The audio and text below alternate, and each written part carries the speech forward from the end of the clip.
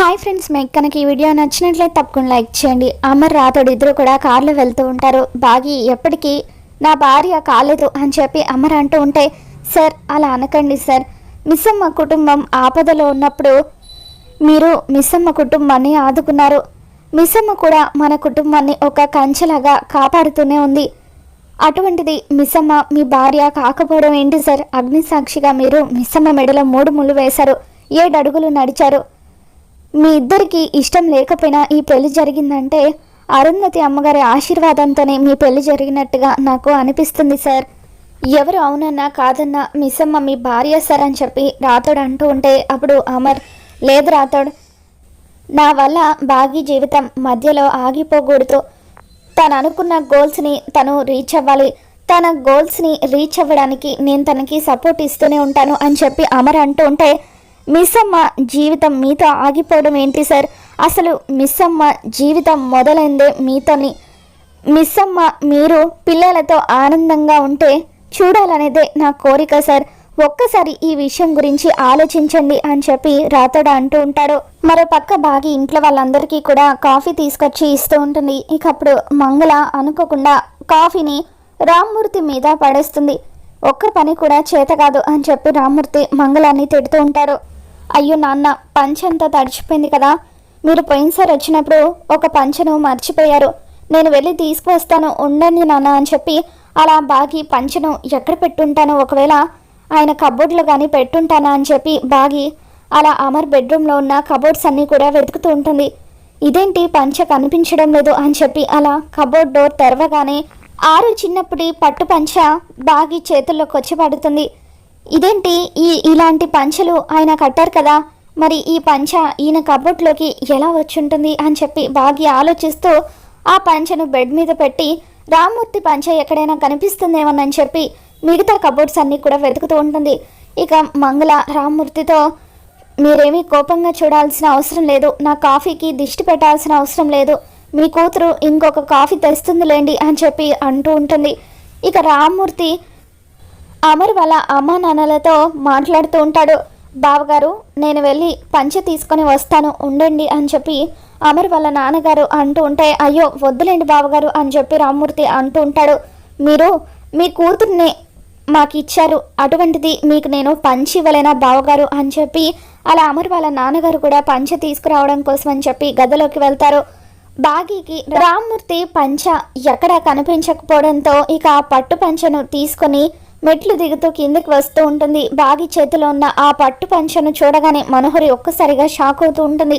ఇదేంటి, ఈ బాగి ఇప్పుడు ఈ పట్టు పంచను కిందకి తీసుకుని వస్తుంది, ఇప్పుడు కానీ ఈ పట్టు పంచను రామ్మూర్తి చూశాడంటే గుర్తుపట్టేస్తాడు అని చెప్పి మనోహరి ఎంతగానో కంగారు పడిపోతూ ఉంటుంది. ఇక బాగి ఆ పట్టు పంచను తీసుకువచ్చి రామ్మూర్తికి ఇస్తూ ఉంటుంది. నాన్న, ఇదిగోండి నాన్న, ఈ పట్టు పంచను కట్టుకోండి అని చెప్పి అంటూ ఉంటే అప్పుడే అమర్ వాళ్ళ నాన్నగారు కూడా ఒక పంచను తీసుకువచ్చి ఇదిగోండి బావగారు అని అంటూ ఉంటాడు.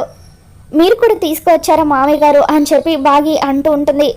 రామ్మూర్తి బాగి చేతిలో ఉన్న పట్టు పంచను చూసి, పట్టు పంచ కట్టుకునే వయసు అమ్మ నాది, ఈ పంచ నాకొద్దులే, ఎక్కడి నుండి తీసావో అక్కడే పెట్టేసాయని చెప్పి అంటూ ఉంటే ఇక అప్పుడు సరే నాన్న అని చెప్పి బాగి ఆ పంచను తీసుకెళ్ళిపోతూ ఉంటుంది.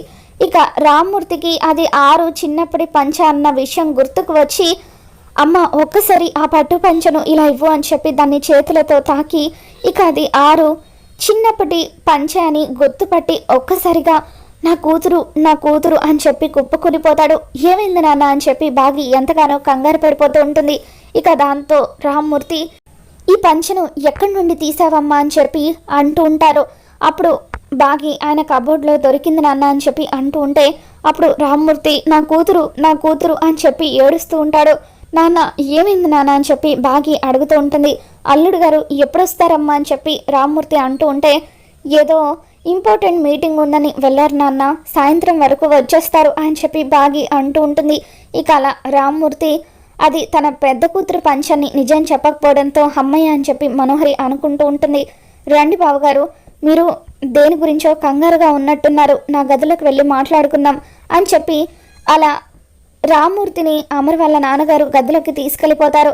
ఇక ఆ తర్వాత రామ్మూర్తి అమర్ ఎప్పుడెప్పుడు వస్తాడా అని చెప్పి గార్డెన్లోనే ఉండి అటు ఇటు తిరుగుతూ ఉంటాడు. మరో పక్క ఆరు రామ్మూర్తి అటు ఇటు తిరగడాన్ని గమనిస్తుంది. వెంటనే గుప్తాతో, గుప్తా గారు మీరు ఆయనను గమనించారా?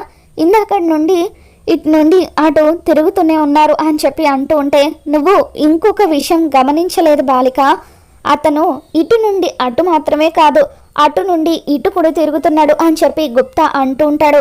ఏంటి గుప్తా గారు నాతోనే పరిహాసం ఆడుతున్నారా అని చెప్పి ఆరు అంటూ ఉంటుంది. అప్పుడు గుప్తా నీతోని నాకేంటి పరిహాసం అని చెప్పి అంటూ ఉంటాడు. ఇక ఆ తర్వాత ఆరు గుప్తా గారు ఆయనను చూస్తూ ఉంటే నాకు చాలా బాధగా అనిపిస్తుంది, ఆయనకు వచ్చిన కష్టాన్ని తీర్చాలనిపిస్తుంది అని ఆరు అంటూ ఉంటే, ముందు నీకొచ్చిన కష్టం గురించి ఆలోచించు బాలిక అని గుప్తా అంటూ ఉంటాడు.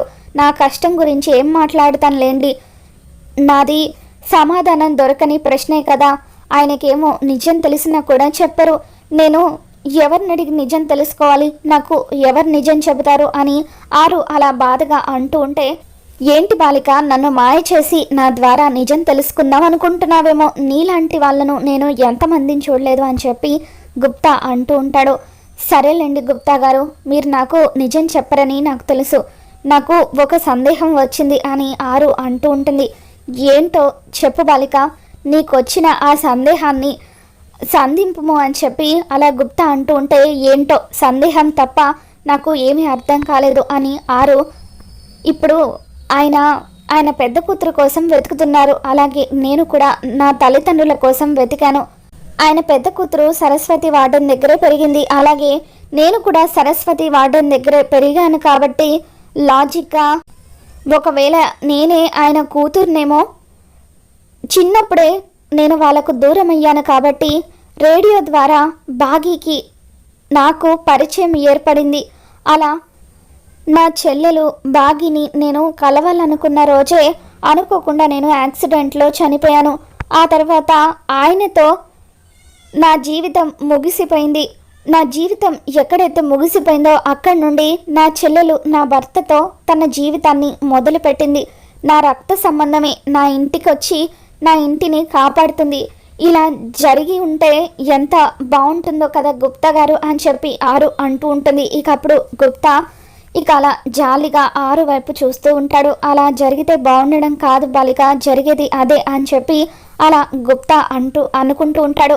తర్వాత ఆరు వైపు చూస్తూ, బాలిక ఒక పని చెయ్యి, నేను లలాట లిఖితం తీసుకొచ్చి నీకు ఇస్తాను, నీకు అనిపించింది నువ్వు అందులో రాసుకో అని చెప్పి అంటూ ఉంటాడు. ఇక్కడే ఉంటే ఈ బాలిక ఏదో ఒకటి మాయ చేసి నా చేత నిజాన్ని చెప్పించేలాగా ఉంది, అందుకే నేను ఇక్కడ నుండి వెళ్ళిపోవాలి, లేదంటే ఈ బాలికకు వచ్చే సందేహాలకు నేనే నిజాన్ని బయట పెట్టేస్తాను అని చెప్పి గుప్తా, బాలిక నాకు యమపురిలో ఒక ముఖ్యమైన పనుంది, నేను చూసుకుని వస్తాను అని చెప్పి అలా గుప్తా అక్కడి నుండి వెళ్ళిపోతాడు. ఇక ఆరు రామ్మూర్తి వైపు చూస్తూ ఉంటుంది. రామ్మూర్తి పదే పదే గుమ్మం వైపు చూస్తూ అమర్ కోసం ఎదురు చూస్తూ ఉంటాడు. మరోపక్క మనోహరి అది ఆరు పట్టు పంచ అన్న విషయం మంగళకి చెబుతూ ఉంటుంది. ఇప్పుడు ఏదో ఒకటి చేసి ఆ ముసలుడిని మాయ చేద్దామంటే ఆ ముసలుడు నా మాటలు నమ్మడు, ఇప్పుడు అమర్ని ఆ పట్టు పంచ గురించి ఈ ముసలోడు నిలదీస్తే నిజం తెలిసిపోతుంది అని చెప్పి మనోహరి అంటూ ఉంటే, ఇక మంగళ ఆనందపడిపోతూ, అయితే మా ముసలుడికి ఈరోజు నిజం తెలియబోతుందన్నమాట మంగళ అంటూ ఉంటే, అప్పుడు మనోహరి మంగళ వైపు కోపంగా చూస్తూ ఉంటుంది. ఇక ఇంతలో బాగి రామ్మూర్తి దగ్గరికి వస్తూ ఉంటుంది. ఆరు మిస్సమ్మ వచ్చేస్తుంది అని చెప్పి చాటుగా ఉండి వాళ్ళిద్దరిని చూస్తూ ఉంటుంది. నాన్న మధ్యాహ్నం నుండి ఇక్కడే ఉన్నారు, రండి నాన్న, అలా రెస్ట్ తీసుకుందరు కానీ గేట్ వరకు వచ్చిన ఆయన లోపలికి రాకుండా ఎందుకుంటారు అని చెప్పి బాగి అంటూ ఉంటుంది. ఇప్పుడు నేను లోపలికి వచ్చినా కూడా నేను కుదురుగా ఉండలేను తల్లి, నువ్వు వెళ్ళు, నేను ఇక్కడే ఉంటాను అని చెప్పి రామ్మూర్తి అంటూ ఉంటే, అసలు ఏం జరిగింది నాన్న, ఎందుకు అలా ఉన్నారు అని చెప్పి బాగి అడుగుతూ ఉంటుంది. అల్లుడు గారు వచ్చిన తర్వాత అన్ని విషయాలు నీకే తెలుస్తాయి, నువ్వు లోపలికి వెళ్ళు తల్లి, నేను ఇక్కడే ఉంటాను అని చెప్పి అలా రామ్మూర్తి బాగితో అంటూ ఉంటాడు. మరి రాబోతున్న ఎపిసోడ్లో ఏం జరగబోతుందో మళ్ళీ మన ఛానల్లో తెలుసుకుందాం. మీకు కనుక ఈ వీడియో నచ్చినట్లయితే తప్పకుండా లైక్ చేయండి.